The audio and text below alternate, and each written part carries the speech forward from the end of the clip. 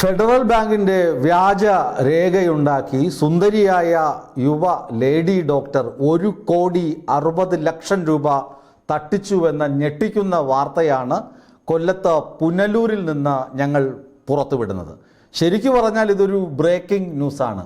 നിസാര തുകയല്ല, 1,60,00,000 രൂപ. ജനങ്ങളുടെ ഇടപാടുകാരുടെ വിശ്വാസ്യത സംരക്ഷിക്കുന്ന, കാത്ത് പരിപാലിക്കുന്ന വളരെ വിശ്വാസ്യതയുള്ള ബാങ്കാണ് ഫെഡറൽ ബാങ്ക്. ആ ഫെഡറൽ ബാങ്കിൻ്റെ രേഖകളാണ് വ്യാജമായി ചമച്ച യുവ ലേഡി ഡോക്ടർ 1,60,00,000 രൂപ അടിച്ചു മാറ്റിയത്. ഈ അടിച്ചുമാറ്റൽ കഥ വളരെ രസകരമാണ്. അത് ഓൺലൈൻ തട്ടിപ്പോ എന്നൊക്കെ നമുക്ക് വിളിക്കാമോ എന്ന് ചോദിച്ചാൽ അങ്ങനെയൊക്കെ വിളിക്കാം. ആ കഥയിലേക്ക് കടക്കാം. ജിനൻ എന്ന ഒരു ചെറുപ്പക്കാരൻ പുനലൂര് തന്നെ കരവാളൂർ സ്വദേശിയാണ്. ഇയാൾ പ്രവാസിയായിരുന്നു. അവിടെ കഠിനമായി അധ്വാനിച്ച് കുറേ കാശൊക്കെ ഉണ്ടാക്കി നാട്ടിലെത്തി. ഇയാൾ നാട്ടിലെത്തിയപ്പോൾ നമ്മുടെ ചേച്ചി അറിഞ്ഞു ഇവർ ഒരു PHSലെ ഡോക്ടറാണ് എന്നാണ്. വൈപ്പ് ഈ ഡോക്ടറാണോ വ്യാജ ഡോക്ടറാണോ എന്നൊക്കെ ഇനി അന്വേഷിച്ച് കണ്ടെത്തേണ്ടിയിരിക്കുന്നു. സംഗതി ഇയാൾ കാശുകാരനാണെന്നറിഞ്ഞു. പരിചയപ്പെട്ട് കഴിഞ്ഞാൽ കാശടിച്ചു മാറ്റാം. ഇയാൾ അല്പസ്വല്പം ഞരമ്പനാണെന്നൊക്കെ തോന്നിക്കാണും. ഏതായാലും ഈ ചേച്ചി നേരെ ഒരു വ്യാജ അക്കൗണ്ട് ഉണ്ടാക്കി. ഫേസ്ബുക്കിൽ വ്യാജ അക്കൗണ്ട് ഉണ്ടാക്കി. നേരെ അങ്ങോട്ടൊരു റിക്വസ്റ്റ്, ഇങ്ങോട്ടൊരു റിക്വസ്റ്റ്, അങ്ങനെ ചാറ്റ് തുടങ്ങി. സംഭാഷണമായി, പ്രണയമായി, വഴിവിട്ട ബന്ധമായി. പിന്നെ പറഞ്ഞു എനിക്ക് ബെൻസ് കമ്പനിയുമായി ചില അല്ലറ ചില്ലറ ഇടപാടുണ്ട് സേട്ടാ, അല്ലറ ചില്ലറ ഇടപാടുണ്ട്. ഈ ഡോക്ടർ പറഞ്ഞു, ടീന ചേച്ചി പറഞ്ഞു, എനിക്ക് കുറച്ച് ഇടപാടുണ്ട്.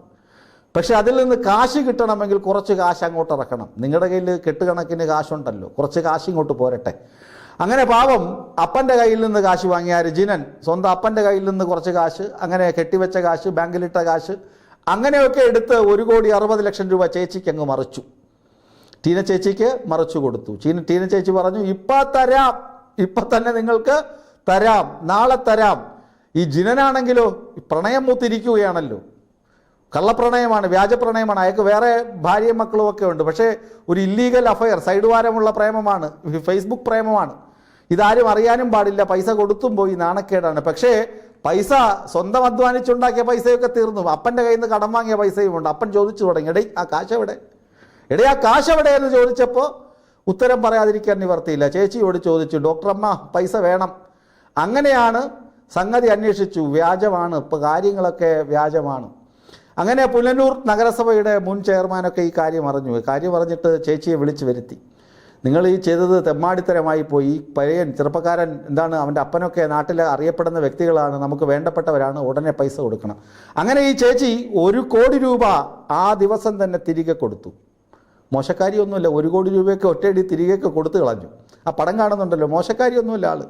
1 കോടി രൂപ തിരികെ കൊടുത്തു. അവിടുത്തെ ക്ഷേത്രസമിതിയൊക്കെ പുരസ്കാരമൊക്കെ കൊടുത്ത് ആദരിച്ച വ്യക്തി കൂടിയാണ്. പടം കണ്ടാൽ അറിയാം നമുക്ക്, പുരസ്കാരമൊക്കെ കയ്യിലുണ്ട്. അങ്ങനെ 1 കോടി രൂപ ഇവർ തിരികെ കൊടുത്തു. തിരികെ കൊടുത്തിട്ടാണ് പറഞ്ഞത്, ഫെഡറൽ ബാങ്കിൻ്റെ രേഖയൊക്കെ കാണിച്ചു, ഇത്രയും സംഭവമൊക്കെ എനിക്ക് വന്നിട്ടുണ്ട്, പൈസ ഉണ്ട് എൻ്റെ കയ്യിൽ, നിങ്ങൾക്ക് പൈസയൊക്കെ തരാം എന്ന് പറഞ്ഞ് വിശ്വസിപ്പിച്ചാണ് പൈസയൊക്കെ വാങ്ങിയിട്ടുള്ളത് എന്ന് നമുക്ക് വ്യക്തമാണ്. ഫെഡറൽ ബാങ്കിൻ്റെ രേഖയാണ് കാണിച്ചിരിക്കുന്നത്. പക്ഷേ 60,00,000 രൂപ ഇനിയും ഗോവിന്ദ. അതിന് കൂടെ നിന്നതാരാ? ഒരു ഹരികൃഷ്ണൻ, ഒരു ഹോളോബ്രിക്സ് കടക്കാരനാണ്, മറ്റേ കല്ല് കച്ചവടക്കാരനാണ്. ഹരികൃഷ്ണനാണ് ഈ ഡോക്ടറുടെ രക്ഷാധികാരി. ഡോക്ടറെ തട്ടിപ്പിനും എല്ലാ തരികിടയ്ക്കും ഒക്കെ കൂട്ടു നിൽക്കുന്നത് കൂടെ ഉള്ളത് ഹരികൃഷ്ണനാണ്. ഇവർ രണ്ടുപേരുടെ ജോയിൻ്റ് ഓപ്പറേഷനാണ് ഈ ജിനനെ തരികിടയാക്കിയത്. ജിനൻ്റെ വെടിപ്പല്ലാത്ത കാര്യങ്ങളൊക്കെ ഈ ഹരികൃഷ്ണൻ അറിയാം. അത് ഹരികൃഷ്ണനാണ് ഈ ഡോക്ടറെ കൊണ്ട് ഈ ഉടായ്പ പണിയൊക്കെ ചെയ്യിപ്പിച്ചതെന്നാണ് ഇപ്പോൾ നാട്ടിൽ സംസാരം. ഈ ജിനനെ ഞങ്ങൾ അന്വേഷിച്ചു. ജിനൻ പോലീസിൽ പരാതിപ്പെട്ടോ? ഇല്ല, നാണക്കേടാണ്. പക്ഷേ സംഗതി വീട്ടിലറിഞ്ഞപ്പോൾ ഭാര്യയും മക്കളുമൊക്കെ പിണങ്ങിപ്പോയി. ഫെഡറൽ ബാങ്ക് നിങ്ങൾ അവരുടെ രേഖ വ്യാജമായി ചമച്ച് നിങ്ങൾ ഈ ഇടപെട്ടല്ലോ. ജിനൻ പോയി ബാങ്കിൽ തിരക്കിയപ്പോഴാണല്ലോ ഇതൊക്കെ തട്ടിപ്പാണെന്ന് മനസ്സിലായത്. അങ്ങനെയാണല്ലോ ഇത് പുറം ലോകം അറിഞ്ഞത്. ജിനൻ പോലീസിൽ പോയിട്ടില്ല. ഈ തട്ടിപ്പിന് ഇരയായ 1,60,00,000 രൂപ പോയിട്ട് ഇപ്പോൾ 1 കോടി രൂപ നിങ്ങൾ തിരികെ കൊടുത്തു എന്ന് പറയപ്പെടുന്നു. ഇനി 60,00,000 രൂപ കിട്ടാനുണ്ടെന്ന് പറയപ്പെടുന്നു. അയാൾ പോലീസിനെ സമീപിച്ചിട്ടില്ല.